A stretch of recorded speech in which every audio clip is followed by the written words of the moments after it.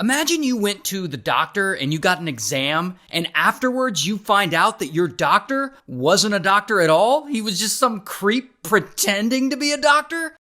Now this story all starts with this guy, Gerald. And Gerald is 42 when all this starts, and he's living in Illinois, working as a pharmacist, and he's doing well for himself.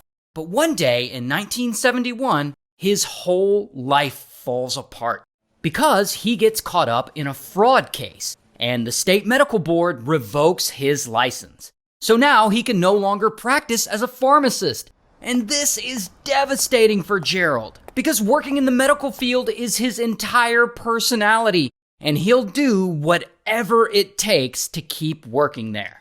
So he comes up with a plan to do just that. He decides he's gonna steal the identity of not another pharmacist, but of a doctor. Maybe deep down he's always wanted to be a doctor, I don't really know. But whatever, he gets to work. He goes through a directory of doctors in California, which is a different state from where he lives, and eventually in the directory he spots this guy, Dr. Barnes. Dr. Barnes is a well-respected orthopedic surgeon whose first name is also Gerald by coincidence. And Gerald, he figures, well, this'll be easy, he shares a first name with the guy. Why not just steal his identity? So he does. He goes and he legally changes his last name to Barnes, so now he's the fake Dr. Gerald Barnes.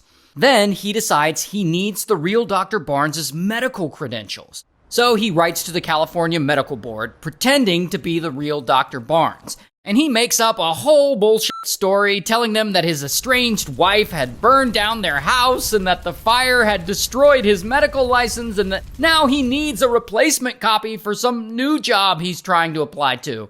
And apparently the board doesn't fact check his claims. They're just like, all right, seems legit. And they send him a copy of the real Dr. Barnes' medical license.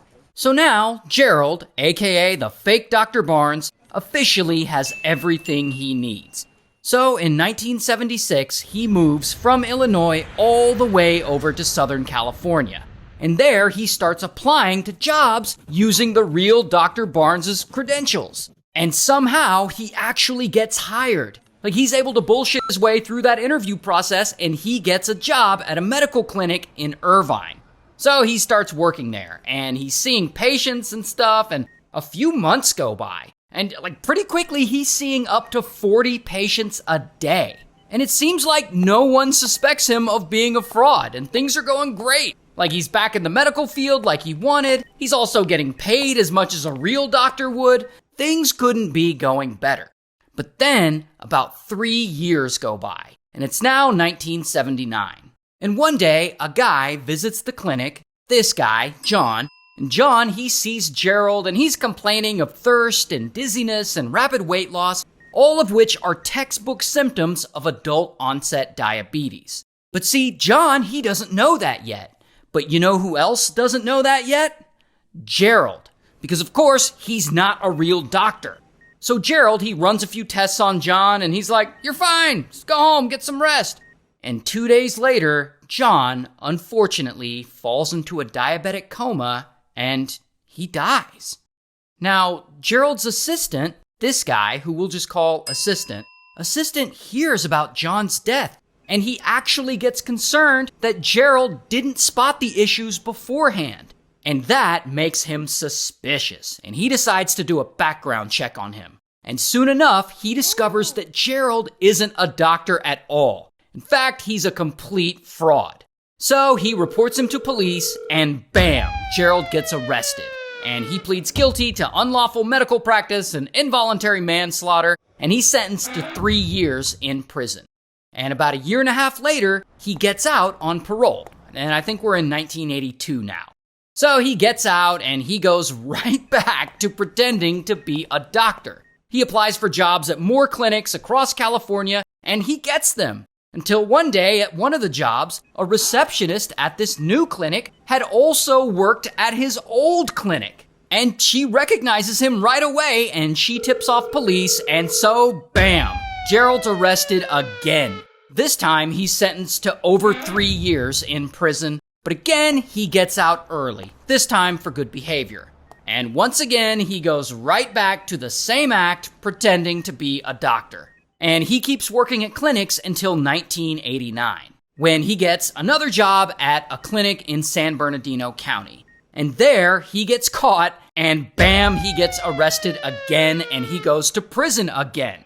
And by 1991, he gets out on parole, but he violates it, and bam, he gets arrested again. And after his release, he, of course, starts pretending to be a doctor again, and so he's out there looking for jobs, and somehow he keeps getting hired, moving from clinic to clinic, earning over $400,000 during this period. And almost 5 years go by, and it's now 1995. And Gerald gets a job as the medical director at a healthcare organization responsible for conducting physical exams for law enforcement officers. So his job is to perform exams and write prescriptions for hundreds of officers, including officers from the FBI and the California Highway Patrol. This guy is just asking to get caught. Now, you might wonder how he's so good at faking all this. Like, how could a man with no medical degree interact with as many patients as he does without tipping anyone off to the fact that he's not a real doctor? Well, to Gerald's credit, he actually studies. Like, he attends medical conferences and he buys courses and he learns a bunch of stuff on his own. He's doing everything a real doctor would, except go to medical school. Regardless, even with all that studying, he still gets things wrong because, he's not a real doctor. Like, he ends up misdiagnosing people and he'll sometimes miss serious conditions. But whatever, he keeps doing this and he keeps getting away with it.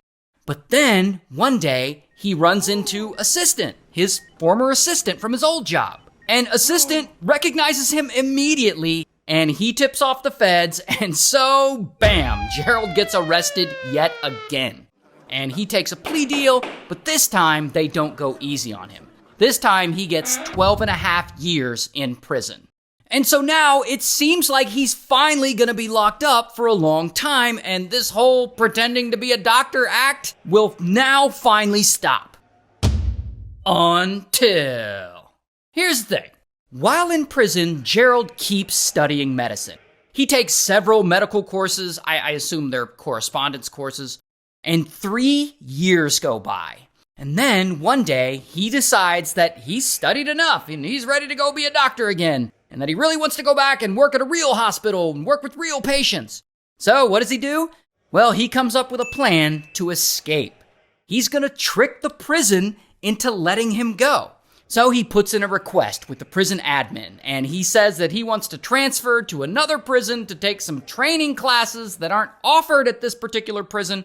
And since he's generally been a well-behaved inmate, the prison actually approves it. And instead of the police escorting him or transferring him, they just give him some money and a bus ticket, and they drop him off at the bus station.